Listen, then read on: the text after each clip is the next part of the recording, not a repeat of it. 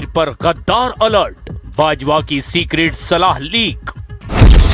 पाकिस्तान में इमरान समर्थकों का गदर, शहबाज के पास सिर्फ 30 मिनट।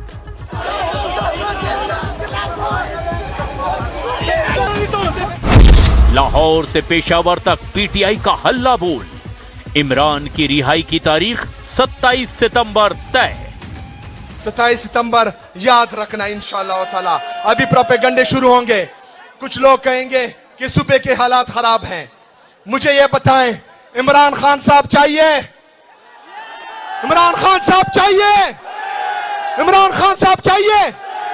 तो इमरान खान साहब आएगा, यहां पर अमन होगा। इमरान खान साहब आएगा, यहां की मईशत बेहतर होगी। इमरान खान साहब आएगा, वो पाकिस्तान को तरक्की और खुशहाली देगा इंशाअल्लाह ताला। मेरे नौजवानों, जितने भी यहां इसके बाद प्रोपेगंडे हुए, जो भी करे, अंदरूनी हो बैरूनी हो, आपने एक बात करनी है कि 20 सितंबर तक पाकिस्तान आ जाओ, क्योंकि 27 सितंबर को कुछ होने वाला है। वमा अलैना इल्लल बला।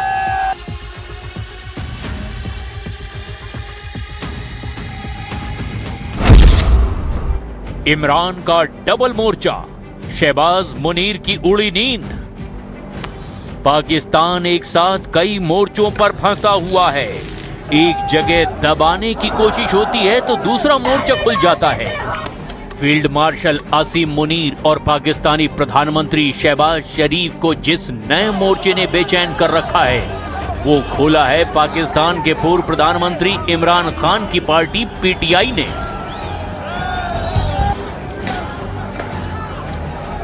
पाकिस्तान के पूर्व प्रधानमंत्री इमरान खान के जेल में 3 साल पूरे होने पर उनके समर्थकों ने पूरे पाकिस्तान में प्रदर्शन किए। कराची से लेकर देश के अलग अलग हिस्सों में जबरदस्त विरोध प्रदर्शन हुए और इमरान समर्थकों ने पाकिस्तान सरकार पर जमकर हमला बोला। जब से इन चोरों डाकू लुटेरों को मुल्क पर मुसल्लत किया गया है, पाकिस्तान मुसलसल तबाही की तरफ जा रहा है।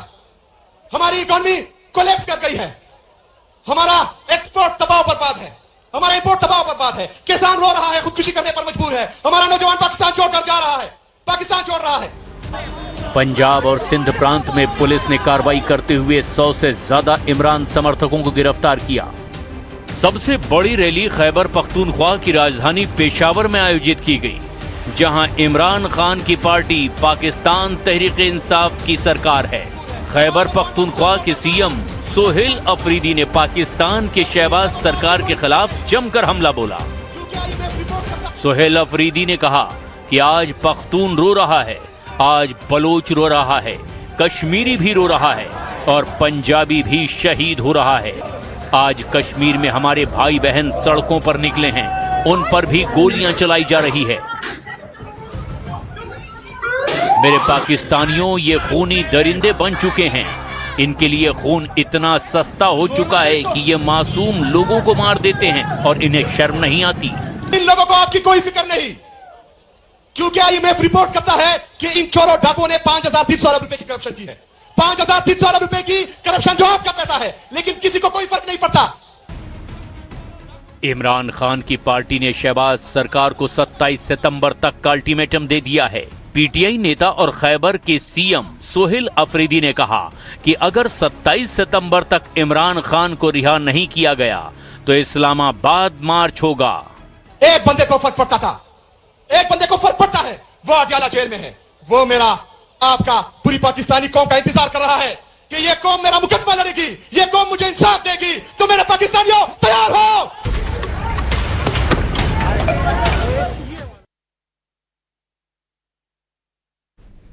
और पाकिस्तान में बवाल अब सिर्फ इमरान बनाम शहबाज तक सीमित नहीं है। एक तरफ पूर्व आर्मी चीफ बाजवा को लेकर बड़ा दावा सामने आया है, तो दूसरी तरफ पीओके से बलूचिस्तान तक विद्रोह की आग भड़क रही है। सवाल यह कि क्या आसिम मुनीर की अगुवाई में पाकिस्तान बिखराव की ओर बढ़ रहा है?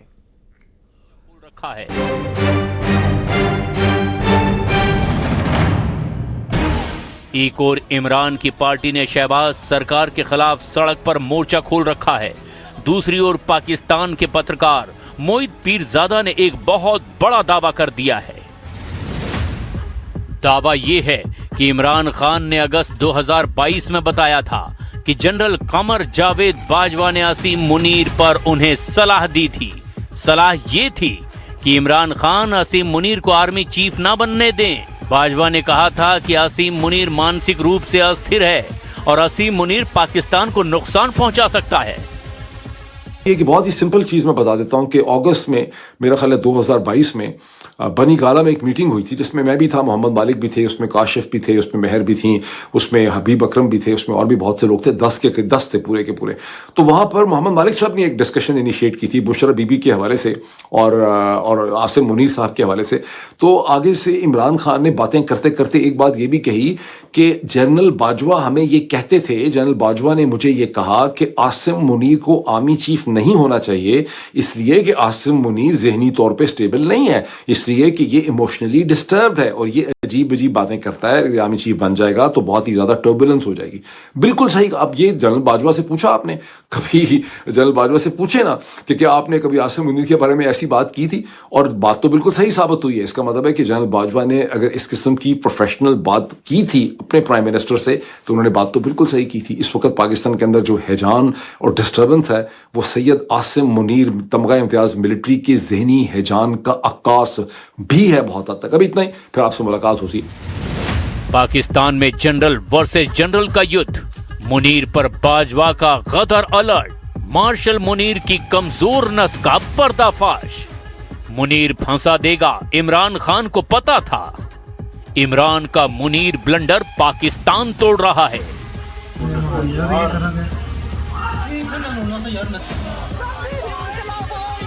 और आज हालात एकदम वैसे ही हैं जैसा बाजवा ने दावा किया था।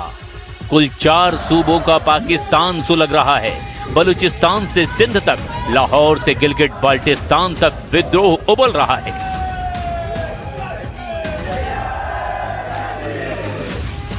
पाकिस्तान में बगावत की आग बरस रही है। विद्रोह की आग में धधक रहा है आतंकिस्तान। पाकिस्तान के कब्जे वाले कश्मीर में आजादी की आवाज बुलंद होती जा रही है। JAAC यानी कि ज्वाइंट आवामी एक्शन कमेटी की ललकार से मुनीर और शहबाज दोनों की नींद उड़ी हुई है।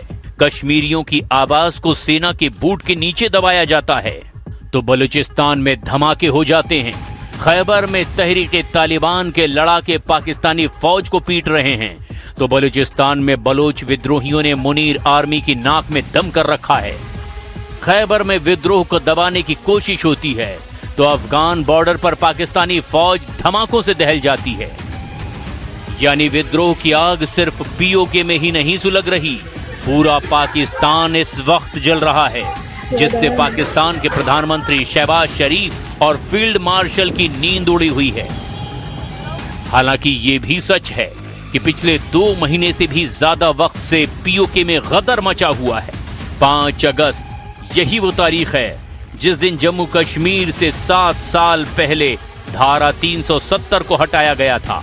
5 अगस्त को पाकिस्तान ने एक बार फिर कश्मीर का रोना रोया है।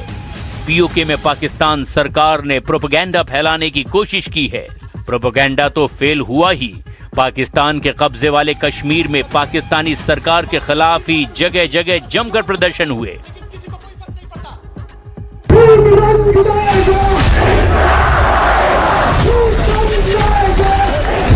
मुजफ्फराबाद, रावलाकोट, कोटली, नीलम वैली सहित कई जगहों पर कश्मीरी पाकिस्तान के खिलाफ सड़कों पर उतरे हैं। बताया जाता है कि नीलम वैली में तो प्रदर्शनकारियों पर सुरक्षा बलों ने अंधाधुंध फायरिंग कर दी। मुनीर के रेंजर्स की फायरिंग में 2 लोगों की मौत हो गई जबकि 5 लोग इसमें घायल भी हुए। इसके बाद पाकिस्तान के कब्जे वाले कश्मीर में 2 महीने से चल रहे प्रदर्शन में मृतकों की संख्या 131 तक पहुंच गई है।